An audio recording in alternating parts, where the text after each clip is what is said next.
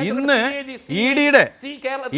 ഇഡിയുടെ summons അത് പൂർണ്ണമായി പ്രസിദ്ധീകരിച്ച മാധ്യമ പ്രവർത്തകനാണ്, രാഷ്ട്രീയ നിരീക്ഷകനാണ് ബിജു കൂട്ടിച്ചേർക്കൂ.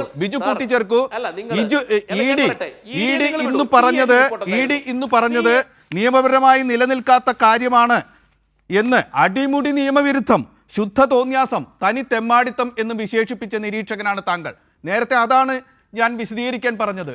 എന്തുകൊണ്ട് നിയമവിരുദ്ധം, എന്തുകൊണ്ട് തോന്യാസം, എന്തുകൊണ്ട് തെമ്മാടിത്തം, അതിൽ പ്രത്യേകിച്ച് എന്തുകൊണ്ട് നിയമവിരുദ്ധം? ബിജു കൂട്ടിച്ചേർക്കൂ. ഇവിടെ പറഞ്ഞതുപോലെ ഇത് ഇഡി ഇപ്പൊ കണ്ടെത്തിയ കുറ്റമാണോ അല്ലെങ്കിൽ ഇപ്പൊ കണ്ടെത്തിയതാണോ ഇത്? ഞാനിപ്പോ NBCയുടെ മൊബൈലിലേക്ക് ഒരു അഫിഡവിറ്റ് അയച്ചിട്ടുണ്ട്. കിഫ്ബി ഹൈക്കോടതിയിൽ കൊടുത്ത അഫിഡവിറ്റ് അയച്ചിട്ടുണ്ട്. 12 പേജുള്ള ആ അഫിഡവിറ്റ് സമർപ്പിച്ചിരിക്കുന്നത് 2022 ഡിസംബർ 1 അതിന്റെ പേജ് 4 ഇപ്പൊ ഈ പറയുന്ന കുറ്റകൃത്യത്തെ കുറിച്ച് കൃത്യമായി സൂചിപ്പിക്കുന്നുണ്ട്. 26/3/2019 RBI മോഡിഫൈ ചെയ്ത മാസ്റ്റർ സർക്കുലറിന്റെ മാസ്റ്റർ ഡയറക്ഷന്റെ അടിസ്ഥാനത്തിലാണ് ഞങ്ങൾ ഈ ഭൂമി ഏറ്റെടുക്കൽ നടത്തിയത് എന്ന് ആ അഫിഡവിറ്റിൽ കൃത്യമായി കിഫ്ബി പറഞ്ഞിട്ടുണ്ട്. ആ അഫിഡവിറ്റിന് മറുപടി കൊടുക്കുന്നതിന് പകരം കോടതിയിൽ ഈ രേഖ ഇത് തെറ്റാണ്, ഇങ്ങനെ അല്ല എന്ന വാദം അവതരിപ്പിക്കുന്നതിന് പകരം ഇപ്പോ ഇഡി പ്ലേ ഗ്രൗണ്ട് മാറ്റുകയാണ്. ഇത് കോടതിയിൽ കിഫ്ബി കൃത്യമായി ഇത് ചൂണ്ടിക്കാണിച്ചിട്ടുണ്ട്. നിങ്ങൾ ഈ ഫെമ ലംഘനം ആരോപിക്കുന്നത് ശരിയല്ല, ഞങ്ങൾ RBIയുടെ ഇന്ന തീയതിയിലെ ഇന്ന ഡയറക്ഷൻ അനുസരിച്ചാണ് കാര്യങ്ങൾ ചെയ്തത് എന്ന വിശദമായ സത്യവാങ്മൂലം കോടതിയിൽ കൊടുക്കുമ്പോൾ അതിന് കോടതിയിൽ മറുപടി പറയാതെ ഇത് നേരെ അഡ്ജുഡിക്കേറ്റിംഗ് അതോറിറ്റിയുടെ മുമ്പിലേക്ക് കൊണ്ടുപോവുകയല്ലേ ഇഡി ചെയ്തത്? അങ്ങനെയാണെങ്കിൽ എന്തുകൊണ്ടാണ് കേരള ഹൈക്കോടതിയിൽ ഈ ഫെമ വയലേഷൻ ഇഡി പറയാത്തത്? അങ്ങനെ പറയാൻ അവർക്ക് കഴിയില്ല. പറഞ്ഞാൽ രേഖകൾ വെച്ചതല്ല എന്ന് കോടതിക്ക് തന്നെ ബോധ്യപ്പെടും. അതുകൊണ്ട് കോടതിയിൽ നിന്ന് ഒളിച്ചോടി ഒരു സ്വന്തം പ്രൈവറ്റ് സംവിധാനത്തിന്റെ കീഴിലേക്ക് ഈ കേസിനെ കൊണ്ടുപോവുകയാണ് യഥാർത്ഥത്തിൽ ഇഡി ചെയ്തത്. പിന്നെ രണ്ടാമത്, ഇത് റിയൽ എസ്റ്റേറ്റ് ആണോ അല്ലയോ എന്നത്. ഞാൻ ഈ 1-2 ഇപ്പോൾ ഇവർ പറഞ്ഞിരിക്കുന്ന ഈ 49 പദ്ധതികളുണ്ടല്ലോ, അതിൽ 1-2 എണ്ണത്തിന്റെ പേര് നമുക്ക്. ഒന്നാമത്തെ പദ്ധതി ഏതാണ്? ഒന്നാമത്തെ പദ്ധതി കോട്ടയത്ത് KSFEക്ക് വേണ്ടി ട്രാൻസ്ഗ്രിഡ് പദ്ധതിയുടെ ഭാഗമായി സബ്സ്റ്റേഷന് വേണ്ടി 186 കോടി രൂപ മുടക്കി കിഫ്ബി സ്ഥലം ഏറ്റെടുത്തതാണ്. അങ്ങനെ KSEBക്ക് സബ്സ്റ്റേഷൻ അനുവദിക്കുന്നത്, ട്രാൻസ്ഗ്രിഡ് പദ്ധതി അനുവദിക്കുന്നത് റിയൽ എസ്റ്റേറ്റ് പദ്ധതിയാണോ?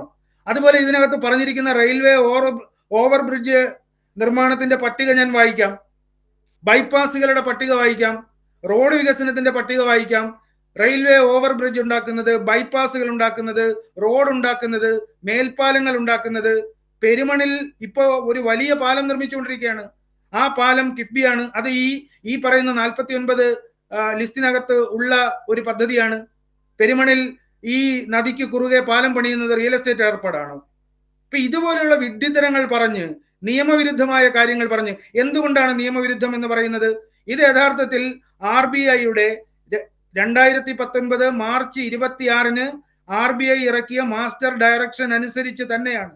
അതിൽ നിന്ന് വള്ളി പുള്ളി വ്യത്യാസമില്ലാതെയാണ് കിഫ്ബി ഈ പണം വിനിയോഗിച്ചിരിക്കുന്നത് എന്ന് കേരള ഹൈക്കോടതിയിലാണ് പറഞ്ഞത് കിഫ്ബി.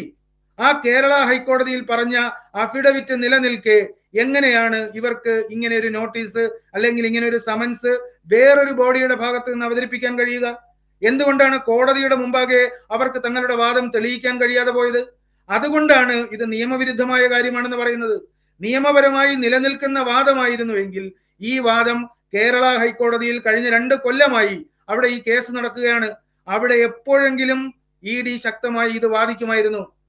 ഇഡി ഇതിനെക്കുറിച്ച് പരാമർശിച്ച അടുത്ത നിമിഷം കിഫ്ബി തങ്ങളുടെ കൗണ്ടർ അഫിഡവിറ്റിൽ അതെന്തുകൊണ്ട് ഇഡിയുടെ വാദം നിലനിൽക്കുന്നില്ല എന്ന് കൃത്യമായി, വ്യക്തമായി, വിശദമായി ചൂണ്ടിക്കാണിച്ചിട്ടുണ്ട്. എന്താണ് ഇഡി കേരള ഹൈക്കോടതിയിൽ അതിന് കൊടുത്ത മറുപടി? അതിന് മറുപടി കൊടുക്കാതെ അവിടെ നിന്ന് ഒളിച്ചോടി വേറൊരു ബോഡിയുടെ മുന്നിലേക്ക് പോയിരിക്കുകയാണ്. അതാണ് ഇതിനകത്തുള്ള പ്രശ്നം. എന്തിനു വേണ്ടി? പഞ്ചായത്ത് തെരഞ്ഞെടുപ്പ് വരുന്നു. പഞ്ചായത്ത് തെരഞ്ഞെടുപ്പിൽ ഇതൊരു പ്രധാനപ്പെട്ട ചർച്ചാ വിഷയമാകണം. ഇവിടുത്തെ എംബഡഡ് മാധ്യമങ്ങൾ ഇത് കൊണ്ടാടണം. അതിനുവേണ്ടിയല്ലേ ഇത് ചെയ്തത്. അതുകൊണ്ടാണ് ഇത് നിയമവിരുദ്ധമായ കാര്യമാണെന്ന് പറയുന്നത്.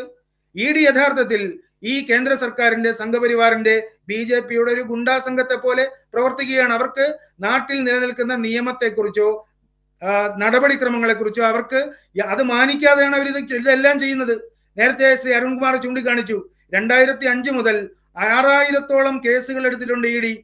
കേവലം 25 മാത്രമാണ് വിചാരണ പൂർത്തിയാക്കിയത്. അപ്പൊ ഇ ഡി എന്ന് പറയുന്നത് കേസ് പൊക്കിക്കാണിച്ച് രാഷ്ട്രീയ എതിരാളികളെ വിരട്ടാനുള്ള ഒരു ആയുധമായി ഇ ഡി ഇത് അവരുടെ അധികാരം ഉപയോഗിക്കുകയാണ്. പക്ഷെ കേരളത്തിൽ അവർക്ക് ആള് മാറിപ്പോയി എന്ന് മാത്രമേ പറയാനുള്ളൂ.